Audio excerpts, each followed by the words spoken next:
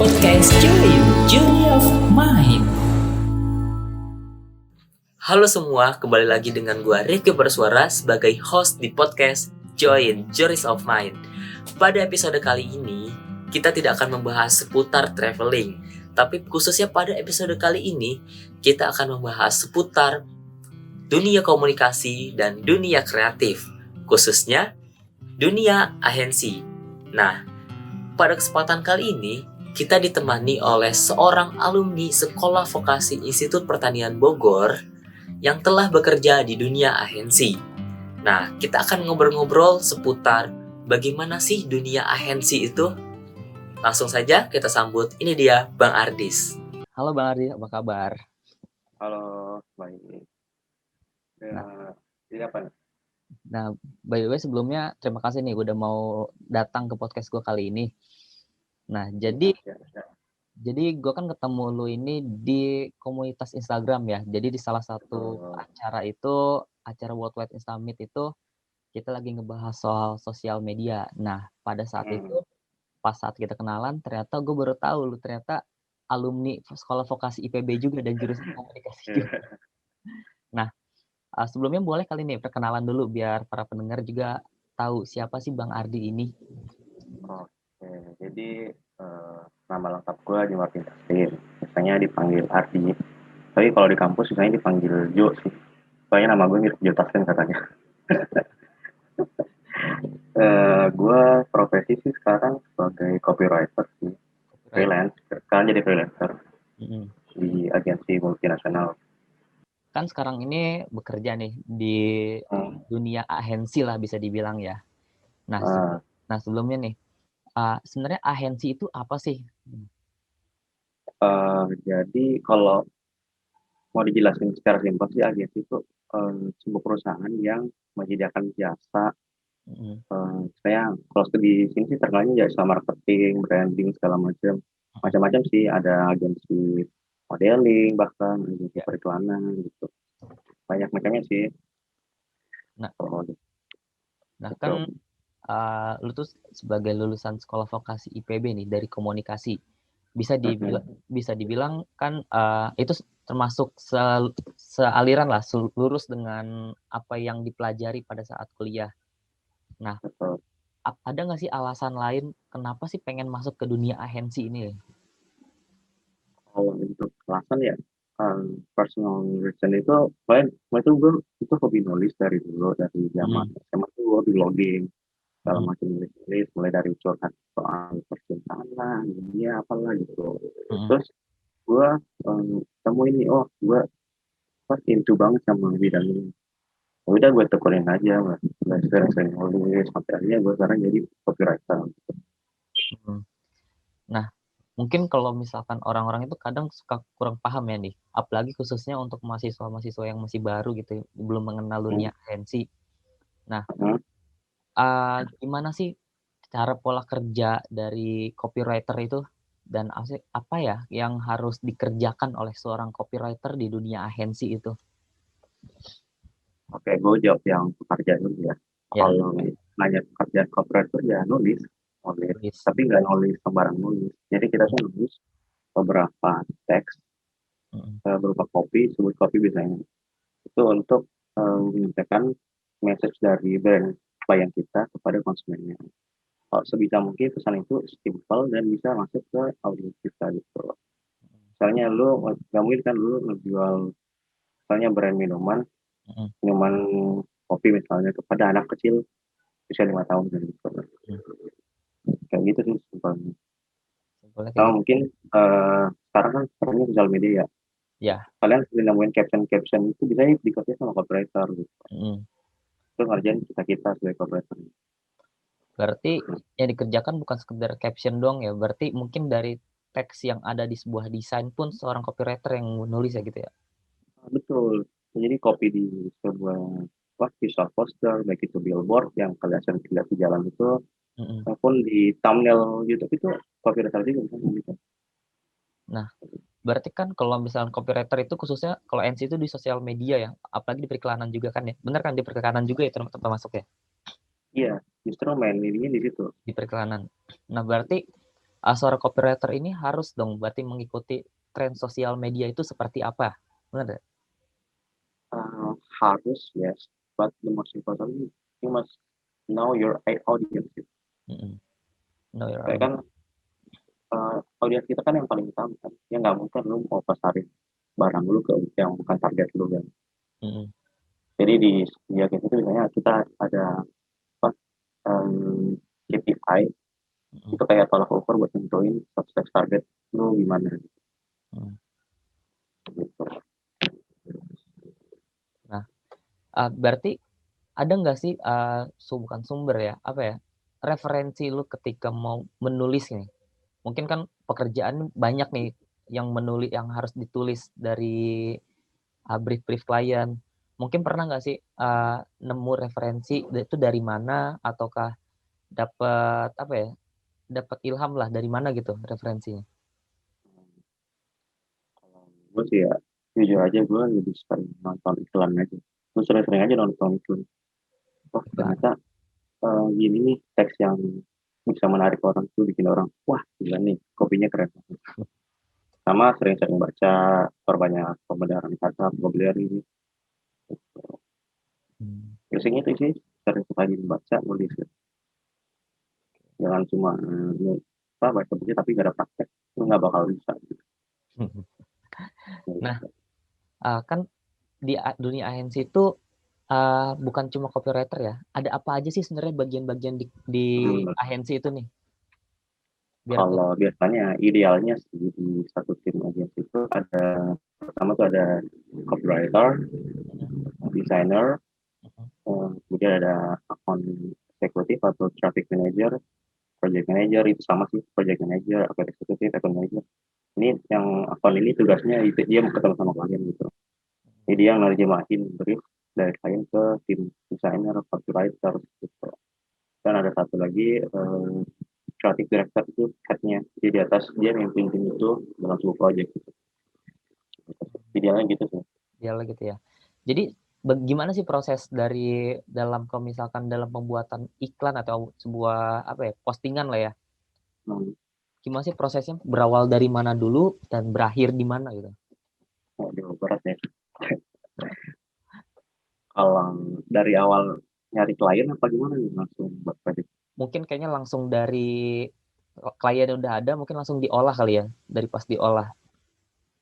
Kalau biasanya sih dari kita tuh orang kali itu kita nge-propose dulu konten gitu.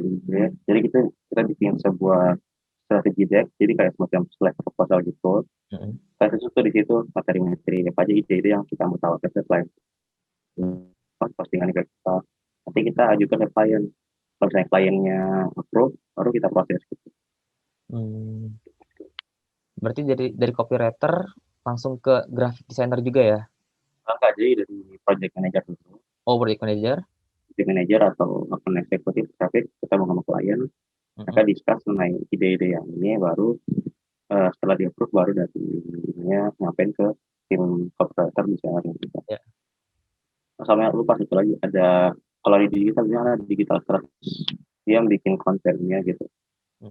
Dia nyusun ngeplotin tema-tema topik-topik kontennya apa aja gitu. Nanti copywriter yang ngelengkapin.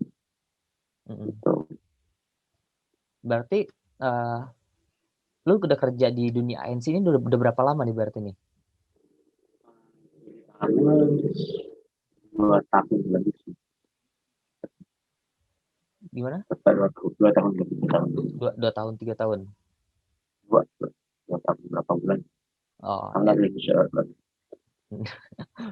nah di 2 tahun ini nih, apa aja suka duka sebagai copywriter atau sebagai kerja di dunia agensi? Suka duka, apa ya? Mungkin kan revisi, mungkin udah biasa kali revisi itu ya. Revisi itu udah hal yang biasa sih, ya. Udah wajib sih dialami.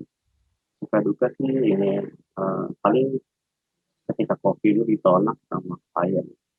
Apa tuh? Ditolak.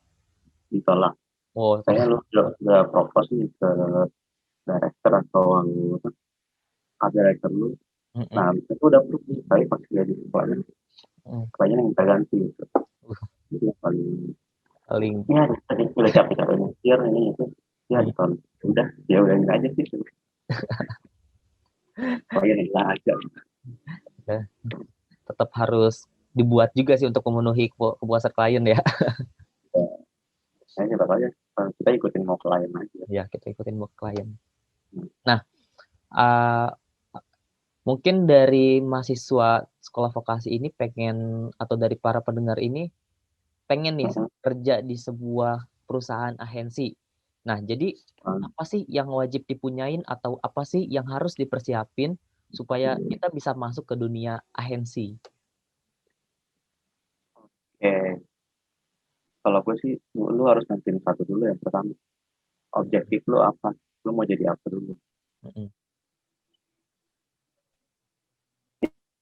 Kalau ya nanti misalnya lu bisa upgrade diri lu di kalau misalnya gue jadi kreatif gitu. Tapi lu harus nentuin lu mau intinya dibilang apa dulu pasti awalnya. Nah kalau udah nemuin baru lu mulai pelajarin skill-skill apa sih yang dibutuhkan di bidang itu. Kemudian build your portfolio. Jangan lupa satu kayak LinkedIn. LinkedIn tuh ngaruh banget buat koneksi lo. Gue beberapa kali pernah di approach via LinkedIn buat masuk ke kantor orang lain gitu, buat jawaban kerja gitu. LinkedIn tuh guna banget kalau lu udah apa, skill lu lah udah ada, portofolio udah ada, tapi lu masih belum nemuin kerjaan, lu coba dari LinkedIn dan social media yang udah platform. Jadi yang harus persiapan itu portofolio ya, yang paling penting ya. Oke, kalau misalnya kayak graphic designer mungkin kita harus memperbagus sosial media ataukah dribble atau yang sebagainya ya. Jujur, Instagram gue itu portofolio gue sebenarnya. Dan lalu kalau misalkan seorang copywriter nih untuk naro portofolionya itu di mana ya? Jadi enak ya, udah banyak platform yang bisa lu gunakan, misalnya Medium, Instagram bisa lu buat posting kata-kata, kan bisa buat copy yang menarik atau bisa. Nah ini sih, saya yang penting itu lu ada tulisan di aplikasi di media, kayak gitu, Medium, Instagram, or even Twitter. Saya lu bisa bikin tweet yang menarik dan ada bukti orang-orang suka itu kita jadi portfolio juga.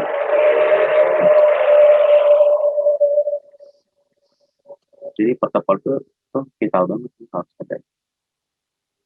Berarti benar ya. Sama dengan yang lain, berarti portofolio juga harus dipersiapkan supaya masuk ke dunia kerja berarti kayak. Jadi buat kayak misal mahasiswa mungkin nih kayak lu waktu sebagai mahasiswa pun udah nyiapin portofolio ya pas mau lulus kali ya. Yes, gue nyusun portfolio pas masa-masa di sidang tuh gue udah mulai nyusun portfolio. Pas lu kan pasti pernah PKL kan magang gitu. Nah, momen itu lo kumpulin apa sih yang lo udah kerjaan jadi magang, itu bisa jadi portfolio juga. Kayak kemarin gue magang di salah satu hari dan sabar tuh. Nah, gue jadiin itu sebagai portfolio gue sebagai penulis itu copywriter. Oke. Berarti tadi itu seputar agensi dan khususnya sebagai copywriter ya di sebuah agensi. Nah, selanjutnya nih, buat dari Bang Ardi sendiri, apa yang bakal dilakuin ke depan nih? What next? Oke. Nextnya apa nih?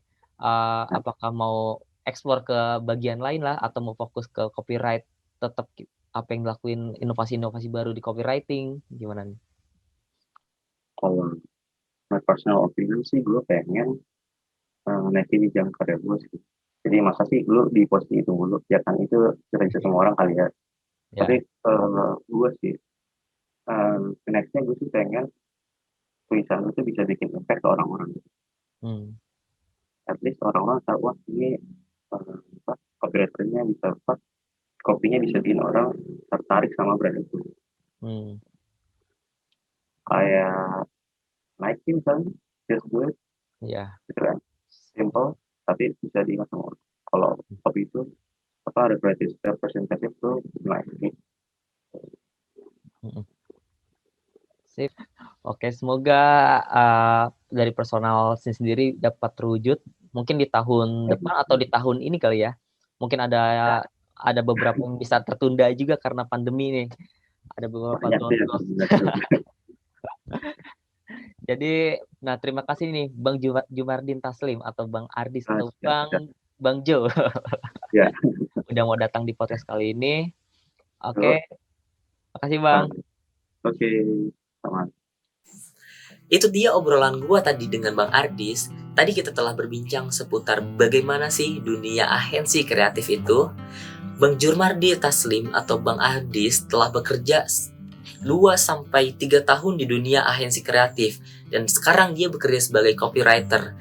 Jadi buat teman-teman yang tertarik untuk join atau bekerja di dunia agensi, apa yang dibilang tadi oleh Bang Ardis, kita harus mempersiapkan portofolio.